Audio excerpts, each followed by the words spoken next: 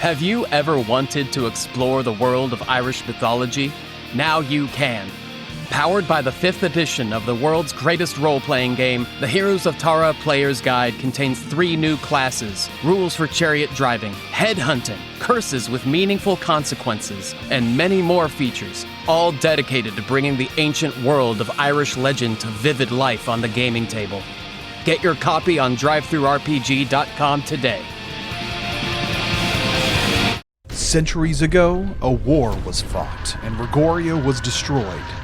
But in a last-ditch effort, there was one elf who buried a little bit of magic. Guarantee anyone will find it. Let's hope someone does.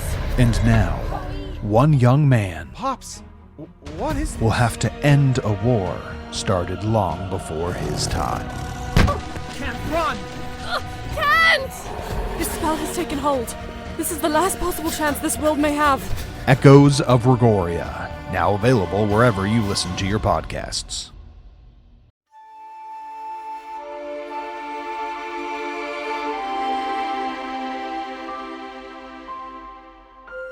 You're listening to ModifedRoll, part of the Potteration Network.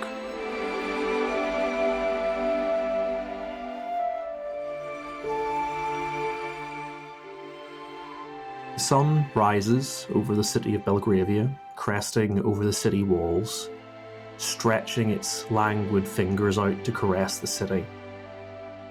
Kazisel, you awaken in the noble estate that you've been staying in. It is the day after you've spoken to the king, and the house is quiet.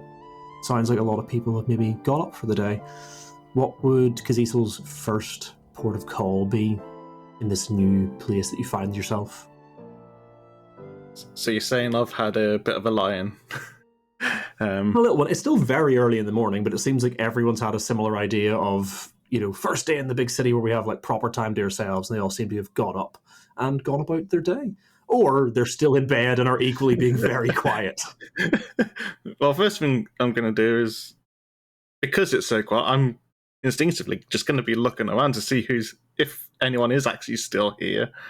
And then, I guess, upon finding that no one's here and no one decided to let me know that they were going out, home alone all over again. Well, I'll say this much. Because Twilight's, we haven't done Twilight's one shot yet. Twilight's door is closed, but you can see that Sinclair's is definitely open. He's definitely not here.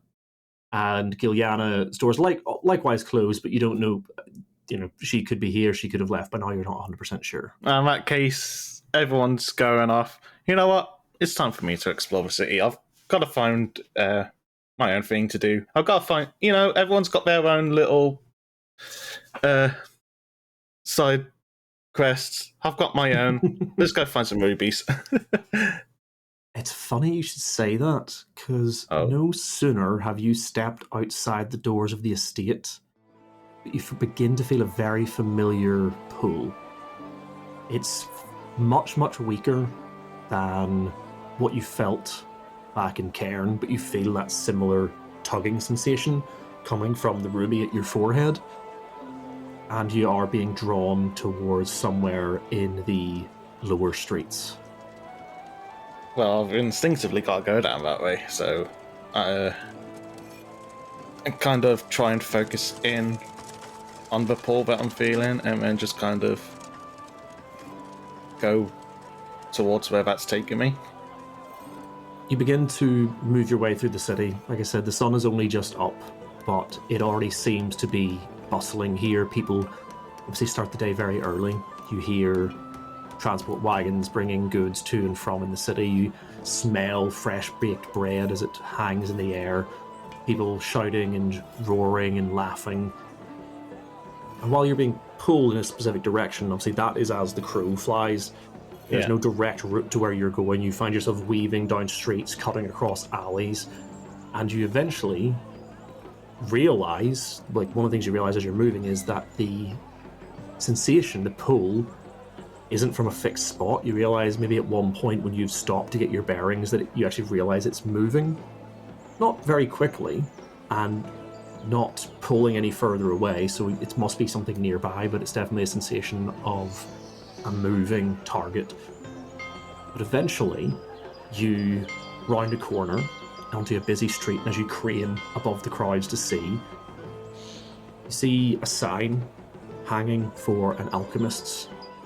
You see the door open, but from the distance and with the crowd between you, you're not able to see who enters or leaves the store, but the sensation is pulling you in that direction.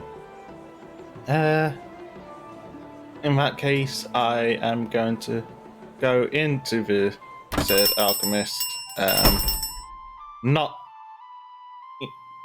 looking like I'm the intention of I am looking for this ruby that I'm being bought for. It's just kind of I'm just a casual shopper from the streets coming in to have a look and see what's being sold.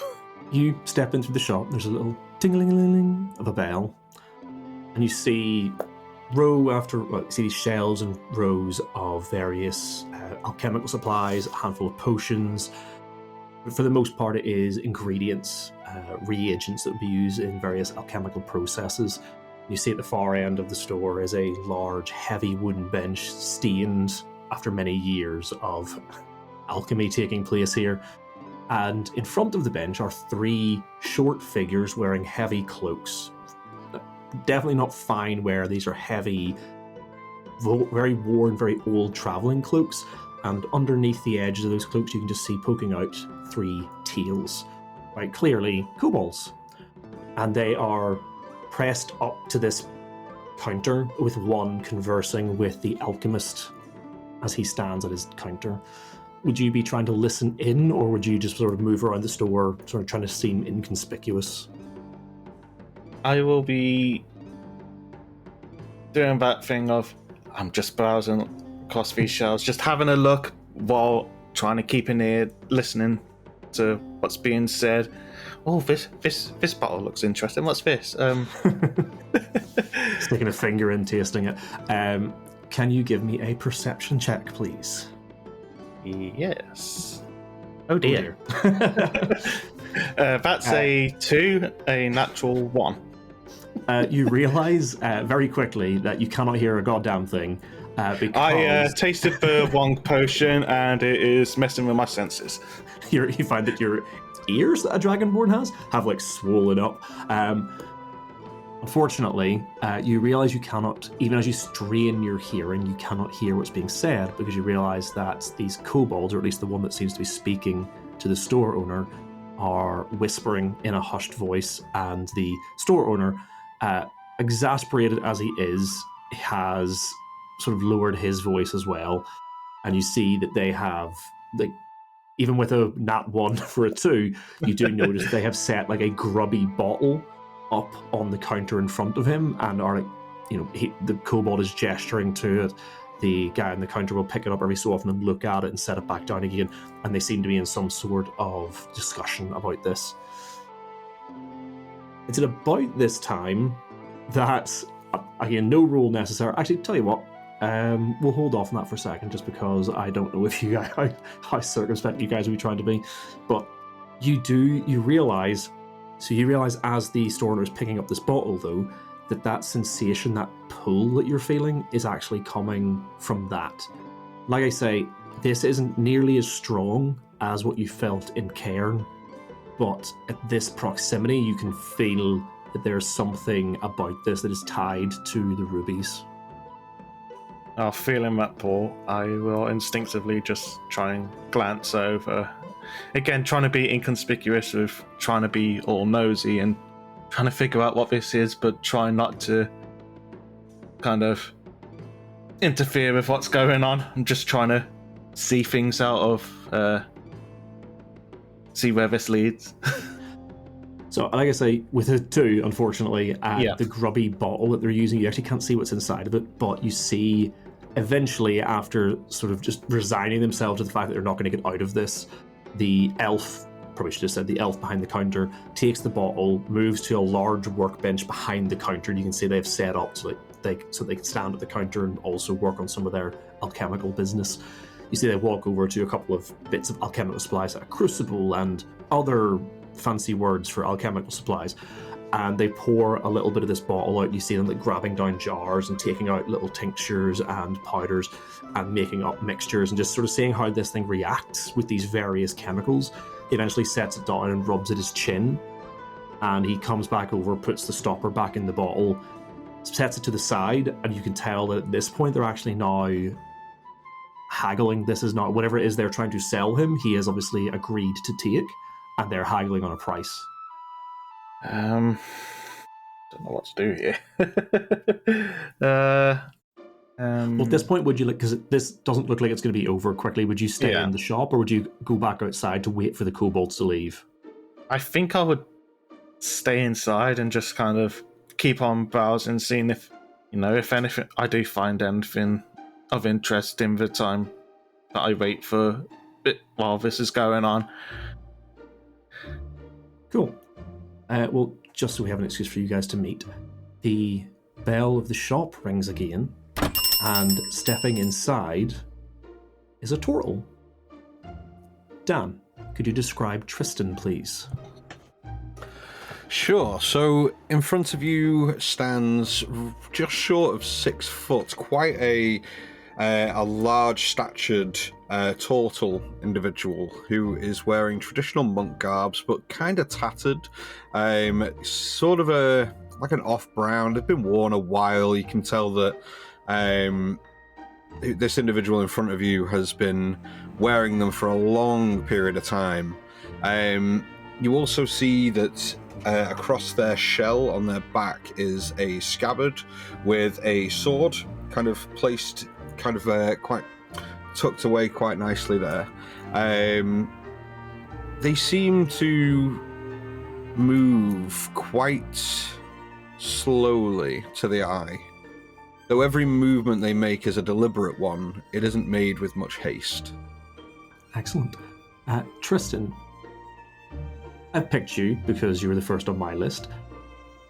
Do you think Tristan would have gone in to the shop on his own, or would the whole party have followed? I definitely think Tristan would have gone into the shop, but wouldn't have been the first one to enter. Isn't one to make decisive decisions unless it's in need, like at a time of need. If it's should we go in here, should we not, he's very much just like, oh dude, well, whatever you want, man. Like, you want to go in the shop, let's just go in the shop. I'm sure there's some pretty cool things in there. Well, because it might make sense then, perhaps Kazisel's eyes are then drawn down in front of the turtle, and they see Izzy. Lou, could you describe Izzy for us?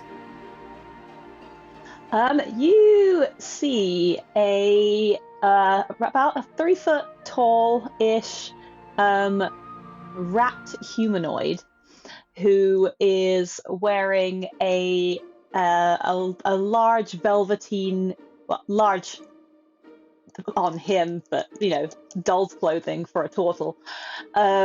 Velveteen coat, a big yellow sash goes across their head.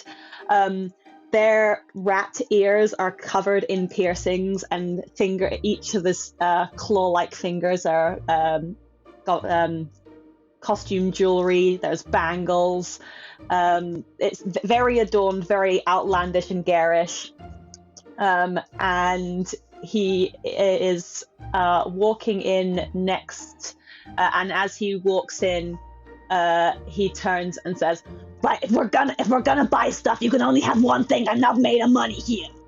Hey, and he's talking. Like money's a thing that I have no concept of. Is it the little metal token things that you get from like food and stuff? Yeah, you get it. You pay for goods and services. Yo, that's a trippy kind. It's very of thing. important for moving the economy forward. I keep trying to tell you this. Why can't you get it into your head? I don't know why. That was not the voice I was expecting, but I love it. the capitalism thing. Is that what you would? Is this the whole thing you were saying about, or is that a whole other conversation? Okay. I've just remembered that I had this conversation before, and I hate it. Imlith, where are you, girl? Stepping in through the door, following the turtle, we see Imlith. Sakaya, would you please describe Imlith for us? Swaggers in. I think.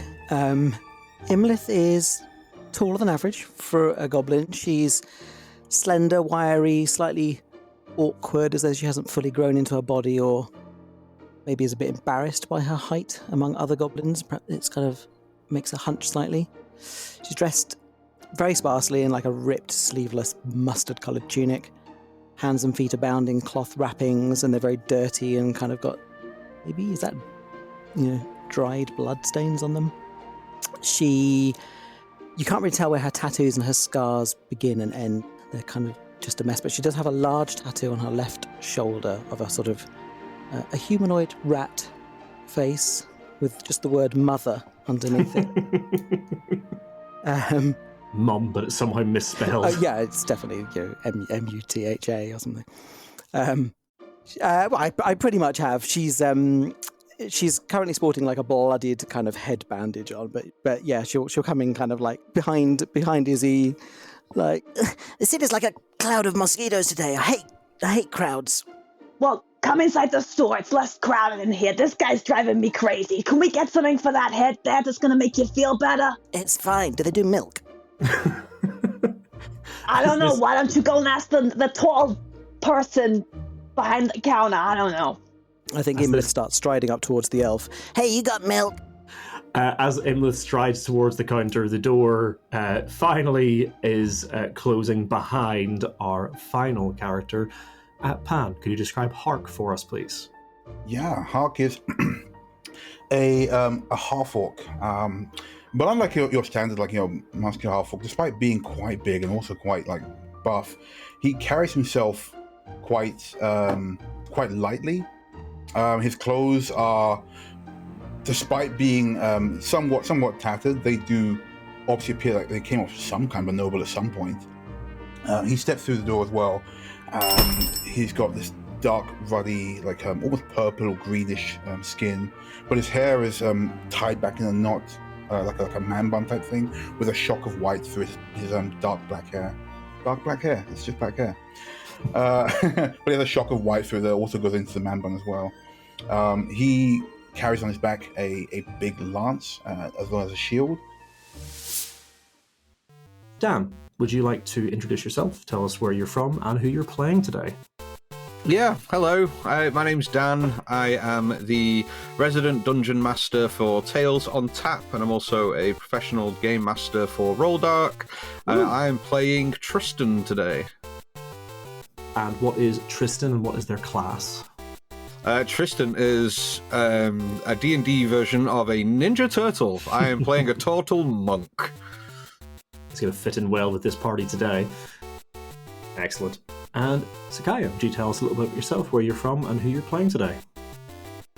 Hello, I am Sakaya. I go by she, her pronouns. I am from The Transmissions. We have a Tuesday released podcast, which is based on the Liminal RPG session and game system, and we do a stream in the Dragon Age. And I am playing Imlith, a rogue pugilist fighter. Lovely. Who's not actually a rogue. Who is not actually a rogue. And I am playing Imlith, who is just a fighter. I completely missed that. That's because I've changed this from a character that pre-exists. So I'm like, yeah, okay, no, I'm not that one. Excellent. And Pan, what about yourself? Where are you from and who are you playing today? Hey, I'm Pan. I'm from Hideshi. I'm from a few things now. I'm on the Tumble Through podcast, Cosmopunk, which is a Starfinder show, and I should have a podcast as well. I am going to be playing Hark Erkat. He, him pronouns. He's a half-orc paladin. Beautiful. And last but certainly not least, Lou, would you tell us about yourself, where you're from, and who you're playing? Hi, my name is Lou. I use they, she pronouns. I am in all sorts of stuff all over the internet that you can find me, but you can find me most consistently on the Actual Play podcast of Dice and Them, where we use different systems that all join up together in the same world. Today I am playing Izihani Mikanistra, who is... say that 3 times and spin around. Izzy is an Okiti, who is a rat person, which is a race that I created for Nord Games Ultimate Bestiary Revenge of the Horde, and he uses he/they pronouns, and they are a rogue. Stunning. They are a rogue. Okay. They are. They Actually are a rogue. Yeah. Izzy is Can we get the actually name a one more rogue. time? Izzy Hani Mikanistra. Izzy Hani Mikanistra. Come on, It's only easy. Easy, honey, Mikanistra. Okay, all right. If you're good and are nice, maybe they'll let you call him Izzy. But It's fine. I will also be calling them Izzy. No, I will. No, I will honor your name. Your full name. You're just going to say it differently every single time. Also, probably yes. Izzy Fuzzy Ducky Niggy. just only get a slight dagger in the ribs every time. It's fine. Seems fair. That's fair. This episode is brought to you by Nordstrom.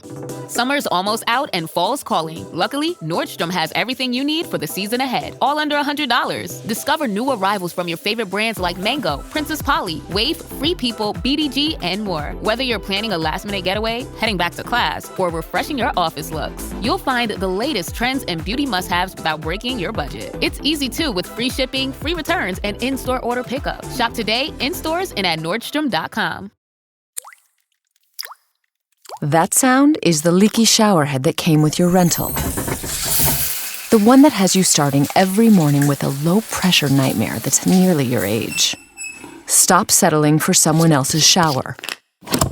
Consider this your wake-up call to swap it for the relaxing feel of a Moen shower head and see how one easy change changes everything. Water designs our life. Who designs for water? Moen. But he perks up. He was looking kind of down, but he perks up at the sound of milk. Like, was there milk? I heard milk. I could go for some. Just checking, Hawk. Hey, you, elf. Yes, sorry. One second, please. We're just settling on a price. He's sort of like also like looking up at you lot. Sort of the first time really sort of takes in Kazisel as well, and it's like, sorry. I'll be with you all in a moment, please. As this is going on, I'm just kind of glancing over at this party that's just come in with a little hint of a smile as I mutter, so this is what it feels like to have a party storm into a shop and you're not part of it. Are you hiding in a corner? Are you like in a dark corner?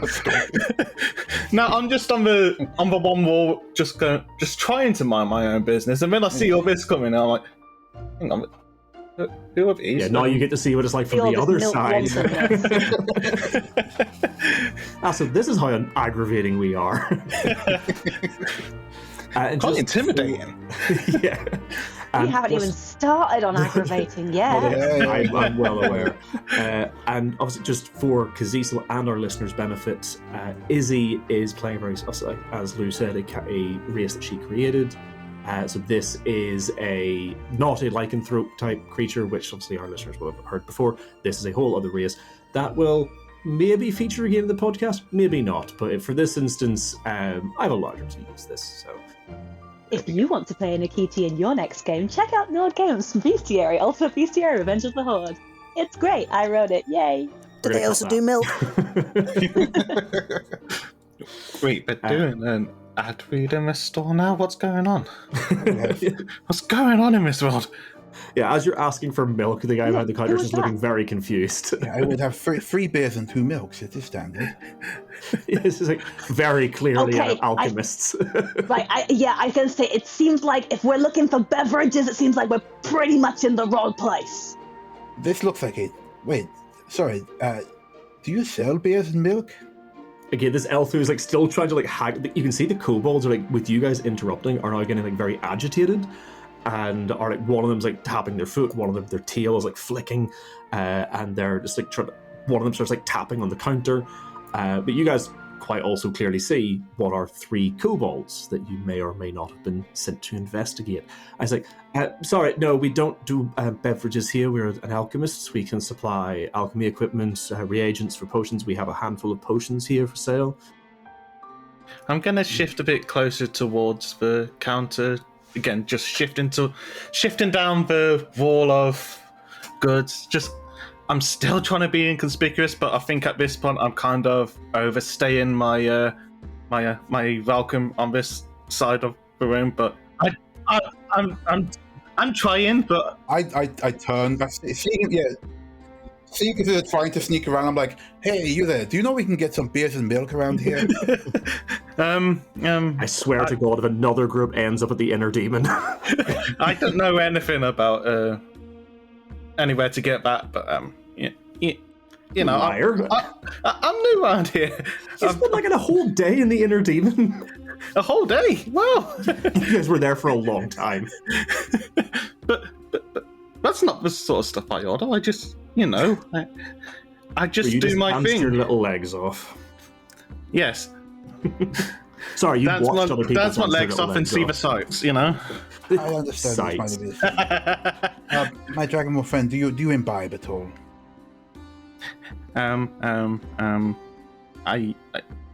Have you ever felt yourself experienced the thirst of 1,000 suns and had to quench it? I wouldn't say that I have had that sort of feeling before. I see. There is a bar nearby, but excellent. I knew you had this stuff. You look like a man who enjoys it. But I've only been here for a day. I don't know if they're the best in town, the worst in town. They were all right. There's a lot of dancing going on. Quite active. It could have just been because they were probably it could have been just a show for us, or... I think Hart puts their finger to your lips and says, "Shh, they have beer," which is good.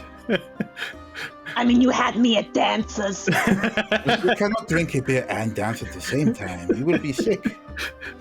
No, I'm just looking out for potential future performers for my show, If they're any good, I could maybe keep them on retainer or something. What? I am not good enough? My dancing is explicit. You said so yourself. I mean, we're working on a two-step. It's going okay, but I could always have backups. Hawk looks disappointed. Says, "I see. I am going to look at the alchemy stuff." I wanted away. I'm just kind of trying to peer around, just trying to look at the counter behind them, just like, can I see anything over there? Can I see what they're trying to sell? I've been at it for quite a while. It must be very, very important. Well, funnily enough, Dan, you look like you're about to say something as well. Yeah. I just want to see if I can just kind of meander around the store and just see if I can see if the kobolds are armed, please. They are currently, like I said, wearing very heavy traveling cloaks. Like the only thing that sort of gives away that they're kobolds isn't now that you guys have moved in and irritated them. The sort of hoods have come back a little bit, and you can see their heads and just literally their feet and the ends of their tails. Okay. So you literally cannot see anything else underneath them. But at this point, as you guys are having this conversation, not distracting the owner anymore, it looks like the kobolds have come to some sort of agreement. Now, other than Kazisel, because you rolled that natural one, does anyone else here speak Draconic? Oh, damn! The one language I would know. Actually, I'll tell you what, because they're gonna say this as they move past, and because you're closer, I will allow you to re-roll. With my intelligence of 7, I barely speak Common. Well, it sounds like it might just be Kazisel again. Be a kobold. Sounds like it might just be Kazisel again. So unfortunately, you're going to be the only chance here. Give us another perception check. Jordan, we know that we've been sent to look for kobolds, right? 12. Yeah. Yes. Okay, you guys have all been told that you are investigating this clan of kobolds. Like, you would even know the clan they're from. It's the Duskscale clan, which you would guess, based on what little of their body you could see, these are probably members of the Duskscale clan. Have a very prominent, very easily recognized scale pattern, which is this deep purple with highlights of just like pure midnight black around the edges of the scales. So you can see that on their feet and tails and on the bits of their snouts that you can see. With a 12 Kazisel, you don't get much, but you do catch like a snippet as they're just very quietly murmuring to each other as they leave, and you catch just like bits and pieces essentially about how they need to make sure that they set up what would be the phrasing they use? Essentially deliveries. They're talking about like deliveries and timings to get this shop owner what he has paid for. As they cross to leave towards the door, Jordan, Izzy is going to step on the back of the cloak of the one at the back. Okay. Nice. Are you trying to pull the cloak off or just like knock him over? Yeah, I don't know if it's tied tightly or whatever else, but yeah, I wanted to see if it will kind of slip off its shoulders to get a confirmation of what we suspect. Cool, so you want it to come off, essentially? Yeah. Cool. Well, what we'll do is we'll do highs or lows. My little luck check, so you just tell me, do you want highs or lows? God, how's Jordan at rolling? It depends. These are either player killers or they roll nothing for 3 weeks. Fabulous. It's Let's 50-50. go. Standard GM. Let's believe in you. Highs. Highs. Okay, so knowing that I have rolled either a 31 or a 79, would you like to stay or change? That's so mean. Isn't it? It's incredibly mean. I'm not gonna lie. I've copied this entirely from Adam Carnivale at Sans Pants Radio's D&D is for Nerds. He does this. It's infuriating, and I love it. Law of probability says when you're in a deal or no deal situation that you should switch your box. So I will say lows. That's only if they remove an option because it increases your chances. If you're odds of the same, then all you're doing is making the same chance again. Yeah. No, stick to your gun. Stick to the high. Yeah, thanks, Pan. I'm going to stick to my guns, Jordan. That's right. Don't let John mess you about. Well, it's a good thing you did because I rolled a 79. So well done, Pan. Aye. What? All right, so not all that luck check is done is determined that yes, the cloaks are only tied loosely. Now you need to make me a dexterity check to see if you can stand on it. Just straight dexterity. Yes. It's not a high check. We're just looking for anything like above a 5 because you're just treading on a cloak. 15. Perfect. You actually managed to do it in such a way that it looks accidental, like you're turning around, you step over. Oh, hey, absolutely trying to look accidental. Yeah. You just catch the edge of the cloak and it like pulls back and you can see there is like a tie around their collar, like around their throat, but this one was just very loose and as you step on it, it just pulls back and they spin round to catch it. And yes, you can quite clearly see these are members of the Dusk Scale clan with this like midnight black rained purple scale all over their body. You can see question that Tristan was asking that they are sort of lightly armed. You can see that this one specifically is carrying a dagger and a sling, and it's wearing like very rough leathers, very dirty. You can tell that these, as the rumors suggest, like they do like some mining in the hills. It's caked in like dirt and muck, where from like a long time working in these hills. So you get all of that, and it sort of reaches down, grabs the cloak, hurriedly throws it back over its head, and the three of them bustle out of the shop. As they walk out, do I feel the pull still within the shop or towards them? Yes. You realise that the pull is coming from the bottle, which you watch this apothecary alchemist pick up and begin to move into the back of the shop. Do I have a chance to do something before they leave? To the kobolds? Yeah. Depends what it is. What would you like to do? When I knock the cloak to the floor, I want to be like, oh my god, I'm so sorry, like Butterfingers, and then I just step over my own feet, rat feet, I sometimes I just don't even see them, and I'm gonna kind of bustle the cloak back onto his shoulders and use my tail to try and to see if he's got anything in his pocket. Cool. Give me a sleight of hand check. Or their pockets. We aren't holding any pronouns. Sorry? It's fine. Sleight of hand was that? Yeah, give me a sleight of hand check, and I will say, just because you've made this whole sleight of tail, because you have made this whole like song and dance, I'll let you have advantage on this. Wonderful. Nice. I was going to try and have that one. Ooh, that will be a 25. You slip your tail into one of the pouches. It doesn't give me advantage because the first one was a 2. You slip your tail into one of the pouches on this kobold's belt, and you feel it wrap around something with very sharp, not sharp, but like when I say sharp, I mean like hard edges, quite sort of long, maybe like a half an inch thick diameter, and you like, wrap your tail around it, and as you like, bustle the cloak onto them, you flick the tail around behind your back before any of them can notice. While all this has been going on, Imlith has been stood to the side of Kazisel, just like staring, like really disconcertingly at this Kaz, you're dragonborn like, that she doesn't know. You're like looking back between like the kobolds and the shop owner with the potion or this bottle, and you just look down at this goblin just staring up at you wide-eyed. She kind of reaches up and she just like pokes one of the floating rubies and like, How does it do that? Oh, so how tall is Imlith? 3'11". You're not pokes in the direction of the. How do you do that? And tries to bat it like a little puppy. Can I sidle up to Tristan actually? Absolutely. Yeah, cool. So just as I'm doing that, as this is all going with these kobolds, I'm just gonna nudge Tristan and say, "Weren't we here for kobolds?" Like quietly to them. Yeah, like, you know, we were sent to try and, I don't know, like, look for some or something.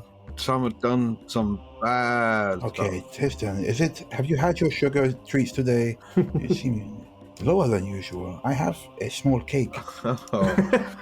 It's flat. It's been in my bag. I'm only... I hear cake. I'm only quick when I need to be quick. It's true. Regardless, we should all keep an eye on these kobolds, huh? You want them chasing down and tackling in the street or something, or? I don't know. I think the Dragonborn might have been with them, so I do not want to tangle with them. They look serious. Shall we tackle? Let's see what Izzy says. I mean, we can tackle him too. We don't. You look over at Izzy, and Izzy's going, "Ixnay on the ackle So I take one, I go high, you go low, and wait, what is Izzy saying? Can I make a check to see if I can hear this going on? You guys are like 2 feet from one another, like. It looks like they are saying, go for a chopping motion. Two out at once. Oh my god! You know, this is what I like about Japan. The kobolds, just because otherwise I'm going to have to cut like 3 of the encounters from this. The kobolds leave.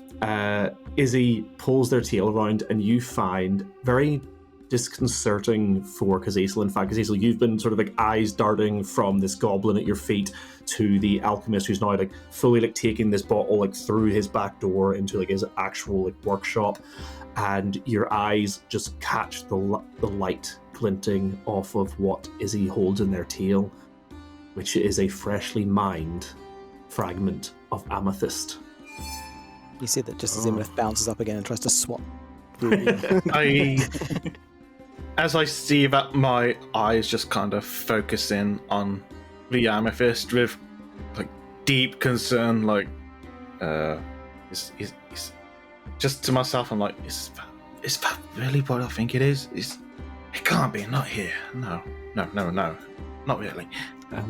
Izzy, you don't even have to roll. You can quite clearly see that just the sight of this gemstone has left Kazisel a little bit rattled. His eyes haven't left it since he spotted it in your grasp. And kobolds have gone, yeah? Kobolds have left. Cool. Izzy is going to put the take the piece of amethyst out of his tail and put it in his hand, and then hold it up on his head and look at Dragonborn like, "Oh, look at me! I'm a big Dragonborn." I'm just shaking my head at the amethyst, like, don't drop it. Just please put it down, please. I think if he's giving us the signal to attack, is that is it? No. I grab Kazisel. Oh my god! Like I cut another encounter here. Not like a tackle, but more like a kind of like an arm shoulder. Hey, buddy, kind of thing. It's like my face is kind of. If a dragon could go pale, I think he would be pale. Yeah. How tall is Kazisel? I'm 6 foot. Oh, hey, same. So yeah, just like put arm and go, hey, buddy. What's the weather like up here? What's interesting, I will say, I will say this much as well I'll say this much as well for Kazisel. While Hark is relatively tall, obviously spending a lot of time around Sinclair, it's maybe like this moment now that you're like up, because you again have seen a handful of like other half orcs, but like being up close to one, you're kind of like, are they all this small compared to Sinclair? Yeah, Hark is actually like the smallest of his family, which is why he went into the arts instead. Our Sinclair is a half orc, half Goliath. He is 8 feet tall. Oh yeah, that guy would make Hark feel all kinds of ways, no doubt. So yeah, this half orc comes up, like puts their arms around you, like, okay, calm down. But my eyes are just still focused on this amethyst. I'm like, please don't handle it like that. Do you know what this is?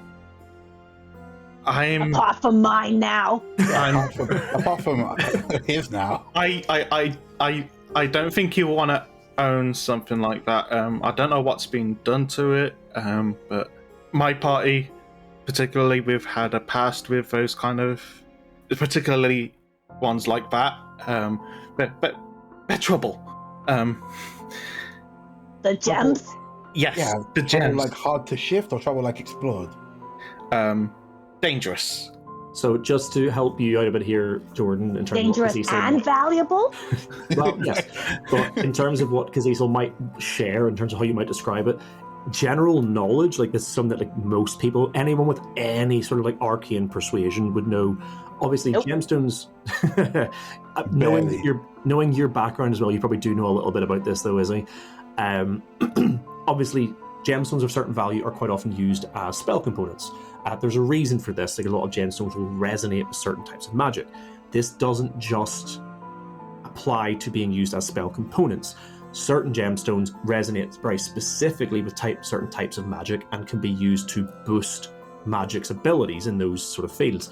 But there are sort of restrictions, things like the purity of the gemstone, the way it's cut, the amount, the quality.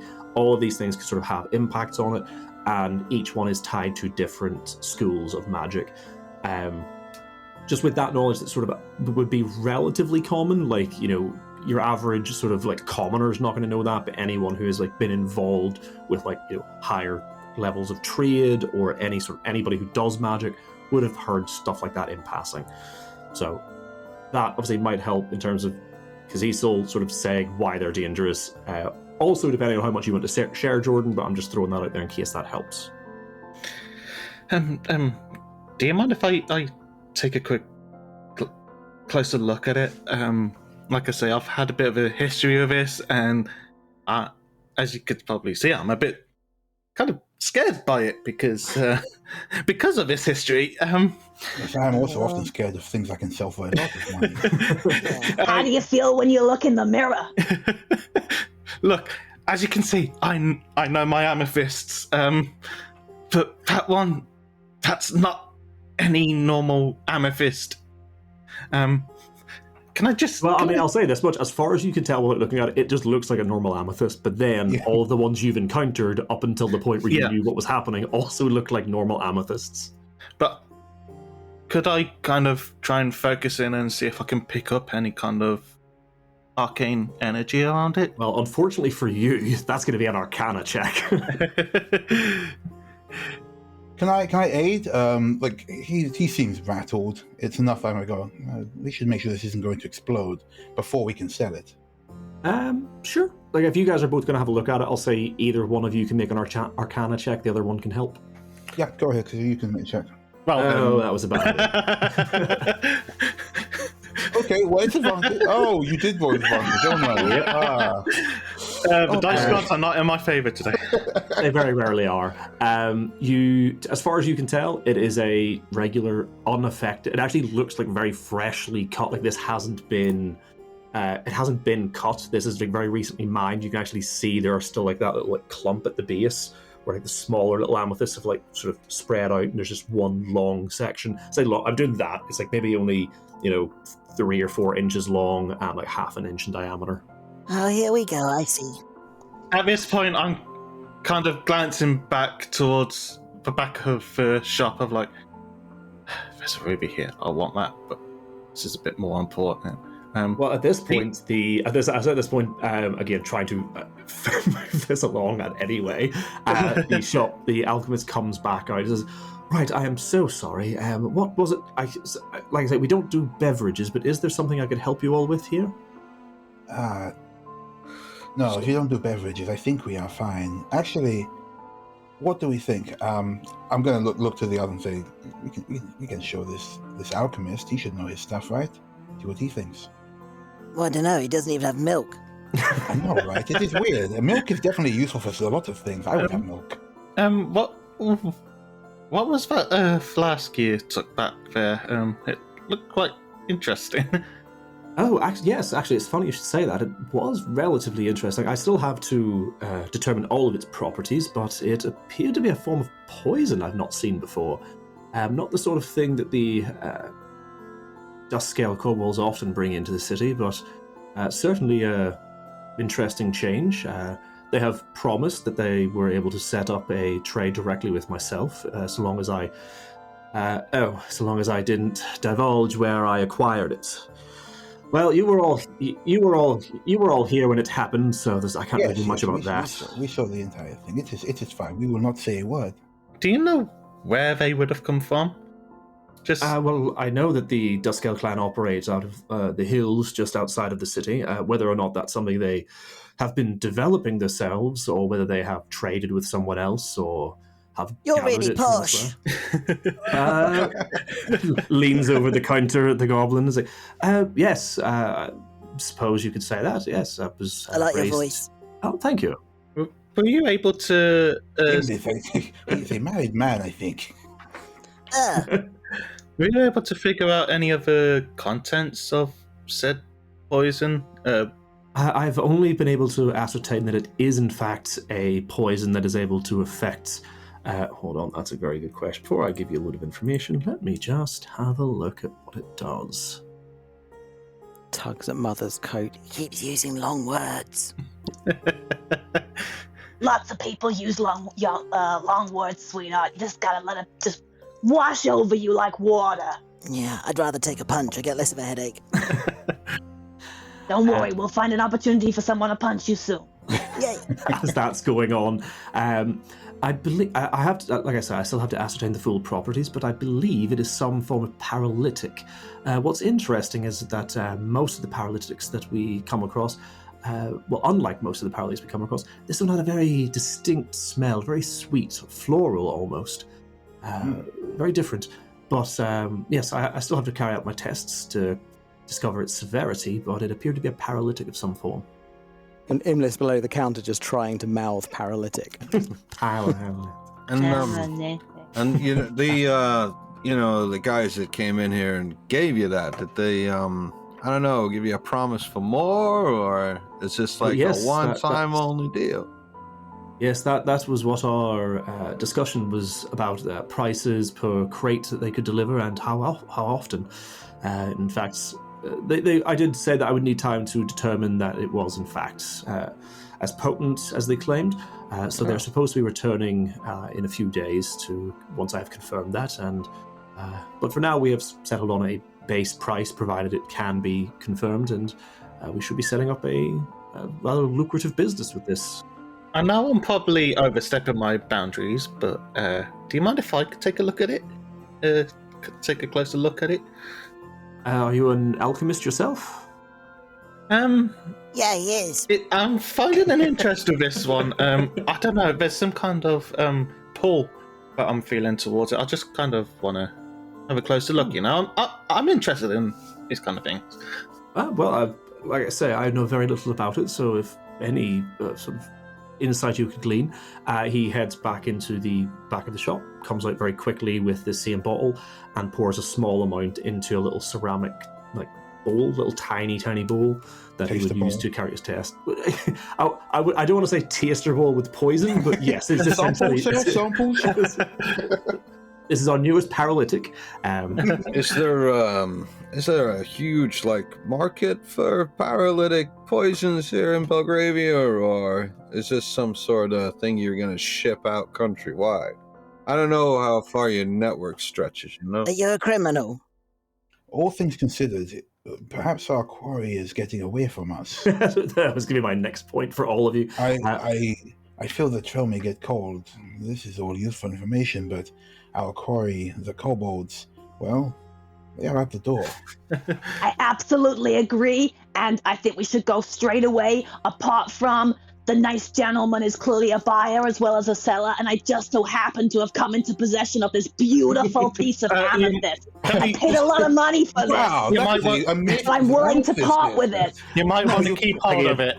As this going backward and forward, he looks at you, Tristan, and says, paralytics poisons have many uses. Obviously, they can be broken down. We can use them for various things. But between you appear to be the adventuring sort. There are always uses for poisons. Adventurers like to use them whenever they're Only bad ones. You use poisons. You'd be surprised. They can become. I supply to several members of the guilds here within the city. They use them when hunting particularly dangerous monsters to help take them down without risking as many injuries. And there are other uses. I don't Are you claim a criminal? to. Of course not. No, I wouldn't be allowed. Criminal.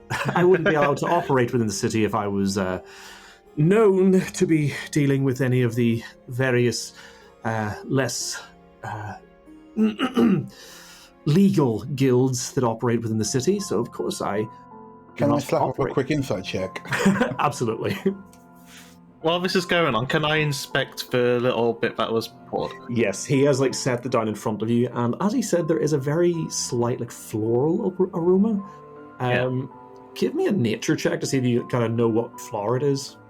Another nice and easy one for you, the monk. You say that, but I don't have any modifiers for nature.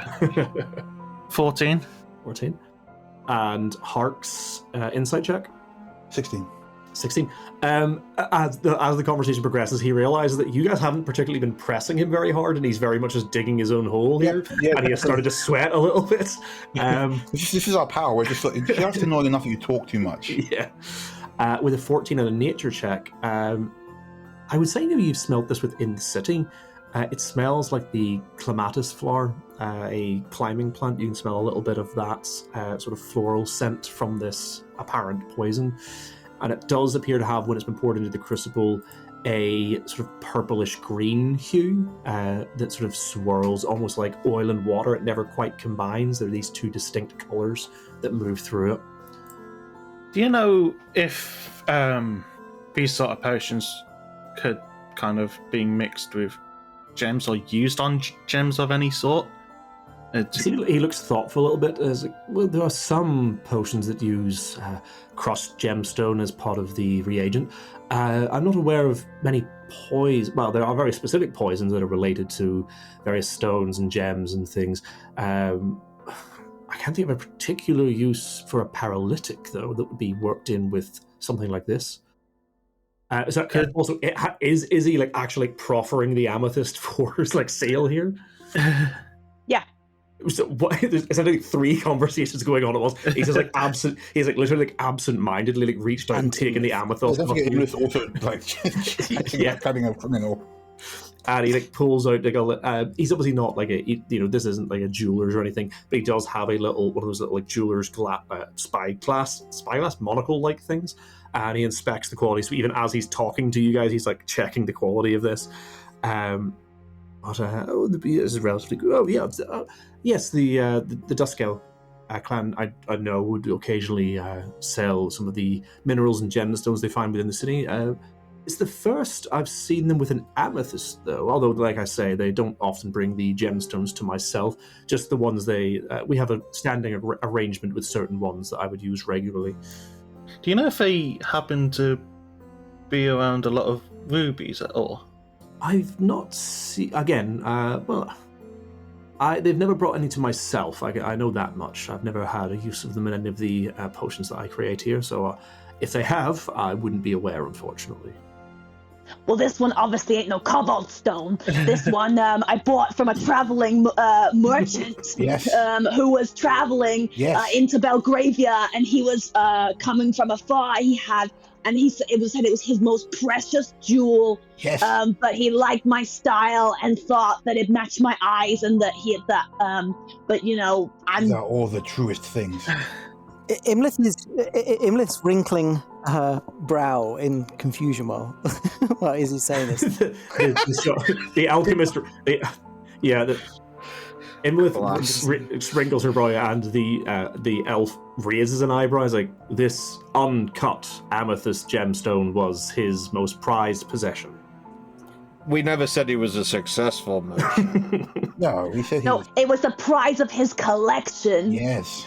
Yeah. And he was waiting for someone worthy to give it over to. He wanted us to cut it, but we gave it to us. He very surreptitiously sets his eyeglass and the gemstone on the card. He's like, I'll give you 20 gold for it. 25. That doesn't sound like a lot for a very precious gemstone. Hint, hint. You might want to keep hold of it. Are you offering a higher price? It sounds like you are looking at 25. You have a bidding war going on. You might want Do I hear 30? I'd say hold it until you find a better price. You know what, Kazisel? I whisper to you, I like you. You're in on the game. Good move. Smart. By any chance, do you know if those kobolds that we saw said they were heading in any particular direction? Where they'd be going? As soon as Kazisel does that, he kind of, like, Tristan goes, "Oh yeah, it's Izzy, the kobold." just kind of turns and just begins to walk out of the shop like, "Oh yeah." Go look down the street, see if you can see him. Oh, actually, I'm just wrapping something up here. Really quick. I get down to base level. Think about this. If the kobolds had this amethyst, theoretically, wherever they are, they have more. Now, 20 gold is not a lot for one piece, but if we liberate lots of pieces while doing our other job, it's a little extra bargain for us. You know, I always liked you, Hawk. I think that sounds all right. Right. I'm so very sorry, Mr. Merchant, sir, but I just can't part with it. You know, it's very special to me. Yes. I think I'm gonna keep hold of it. We're gonna go. We're gonna go. The little one needs some milk. We're gonna go. If you had milk, you could have been on this deal, but next time though. Yes, of course. At that point, Imlith is like, "Oh, you think there are kobolds?" So it was towards the hills that they tend to be around, right? Yes, the hills out to the west of the city. We can probably still catch up to them. They are small. We can move fast. We could either catch up to them or we could cut them off on the way there. Or we could follow them straight to their lair. Either way, finding them is the first move. Do you guys need any help? I'm very interested now. Do you require payment? No, Then yes, we would love to. Of course. Look, I have a deeper task in mind, and they might be the answer. So. Okay, whatever you have for kobolds, if that's your thing, No, it's fine. I don't need the details. I walk out of the shop. I don't need the details. We don't judge here. Yeah, we don't judge here. They have gems. They have gems. This conversation happens as you leave the shop. So, unfortunately, you guys spent so long in there talking. There is no sign of the kobolds. But as you all exit the shop, you see Tristan with a butterfly on his finger going, "Oh." He's not even looking. But you do know that they must be heading west. So you guys head to the nearest city gate that leads out through the walls. And you see the path that leads roughly west. And you just make out a little bit away are 3 small figures.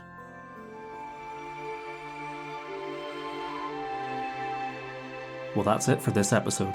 Thanks very much for sticking with us. As always, thank you to Lixie B for our wonderful logo, Jeff for all the amazing artwork he creates that you can find on our online store, wonderful sponsors DN Dice and Arcanist Rum, links for both can be found in the description, Michael Gelfie and Monument Studios for allowing us to use their tracks in our scoring, And of course, all of our wonderful Patreon supporters who have allowed us to continue creating additional content for the podcast. Your support means the world to us, and we can only hope that with your help we'll continue to make great content. So that was the beginning of our third guest one-shot recording. As you can tell, these guys were having a lot of fun with all of their character interactions, so this one definitely went on a lot longer than anticipated. I think this might actually end up being the longest of the guest episodes, just with the amount of sort of role-playing these guys did with each other, which was an absolute joy to DM for. But you're going to... I'm not going to lie to you guys who've been like keeping track with us. You probably noticed we disappeared for about half a year. That was because we could not get the second half of this recorded. There was illnesses, there was one of the storms that blew through, knocked out my internet. We just literally could not get this recorded for months.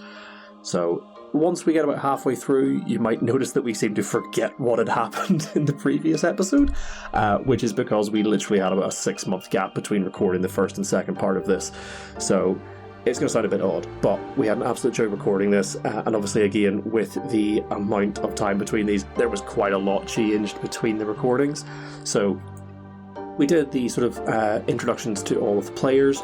I'm just going to say once again thank you to all of the guys who came and played in this with us, but also going to make a few corrections because of some things have changed. So thank you to Lou from Of Dice and Them. Lou still is from Of Dice and Them. Thank you to Pan from Cosmopunk and all of the other wonderful shows that he's taking part in. But as for Sakaya, who at the time when we recorded this first part was with the transmissions, has since stepped away and is now working on a few of their own projects. And Dan, who at the time we recorded this was still with the Tales on Tap crew. Then in the second part, he was at that point with the Dice by the Sword crew, and has since now stepped away from that as well. So he's had a lot of changes in the last year. It's just going to mean that a lot of our social media posts aren't going to quite line up with what they mentioned in their introductions. But regardless of what show they came from, it was an absolute joy to have them on ours, and we really enjoyed getting to do this one shot, well, technically 2-shot with them. But we hope you guys enjoyed listening to it. It was just manic from start to finish, and I'm really looking forward to getting the rest of this edited. But that's everything for the minute, except for one quick note, which is obviously, I think I've mentioned it before, but now that we're with Podderation, we now have a more reliable sort of slew of promos and advertisements, which we're hoping will help us to fund further improvements to the podcast.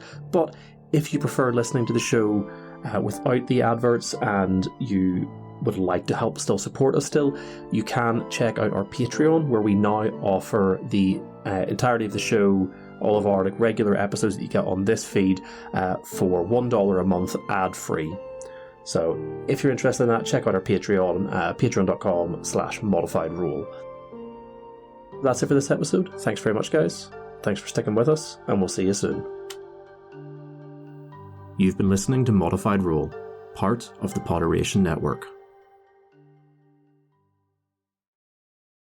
Hey there, Hugh from Podderation here. If you like today's show, why not check out Make Believe Heroes, a family-friendly D&D show for all ages. Join our eclectic, lovable cast as they explore the world of Manumi and beyond in a show that's designed for everybody to be able to enjoy.